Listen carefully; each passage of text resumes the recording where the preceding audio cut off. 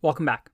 I wanted to show you one other package. Mind you, we have a video coming up on useful built-in packages in Python, and we'll go over some of my favorites. But I want to show you one that's a little bit different than what we've seen, which is random. And this one is called sys for system. Now, import sys, if I do something like, let's say print sys, and I click run, I get a module sys built in. And sys is a really, really useful one that you're going to see a lot of. Now, with sys, you can do something really interesting. For example, sys has something called argv.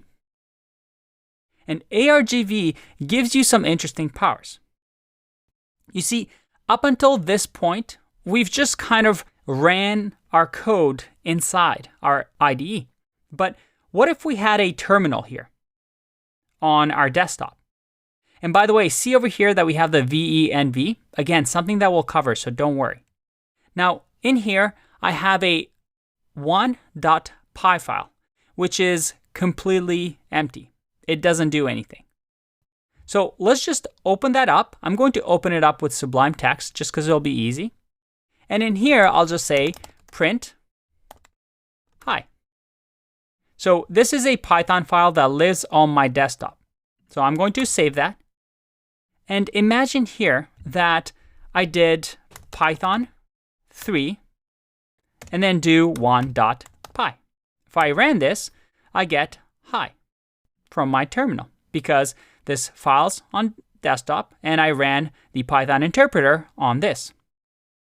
But what if I wanted to do something interesting? What if I wanted to give parameters to this file? Perhaps say that my name is Andre. Well, with sys.argv, we can actually access those. And I can give it as many parameters as I want. So let's give it another one like this. Let's go back to 1.py. Once again, open up with Sublime. And in here, I'm going to import sys.argv, and I can access these parameters like this by an index. So 0 index will be Andre, and 1 index will be Nague. So let's try that. I'm going to say first equals sys.rgv 0, and then last will be sys.rgv 1. So that now I can do an f string and say hi first, then last. Just like that. So if I save this and now go back to here and ran my file like this, all right, I get hi 1.py Andre. And I made a little bit of a mistake here. It looks like the first index is actually the file name. And then you get the optional names. So it's an easy fix, right? All we have to do is say 1 and 2. If I save that and click run, look at that. I get hi, Andre, Nague. Now, using this knowledge that we've gathered so far, I want you to use the built-in module, this sys and the RGV, to build a game. I want a game where I can run it like this from the terminal or the command prompt, where it's going to ask me for an input and say, hey, guess a number between 1 and 10. And it's going to let me keep guessing until I get that number right. So you might want to use, I don't know, the random module that we've learned. So take a break, try to create that. Now, this game, beyond just asking for a user's input and giving you a guess, 1 to 10, can also be customized.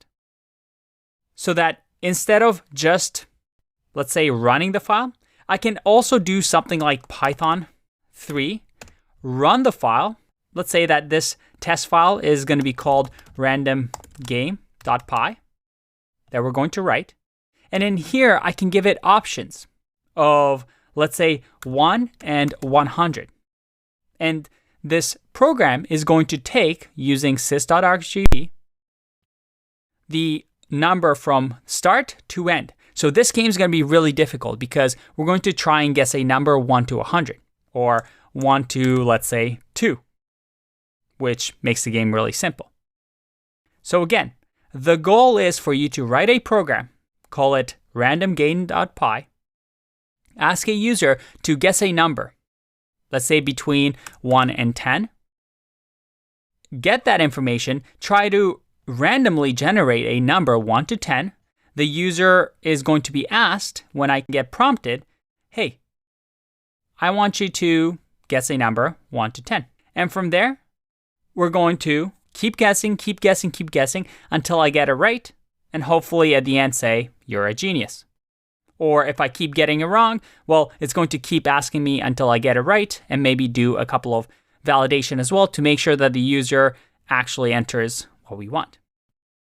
Good luck, and I'll see you in the answer video.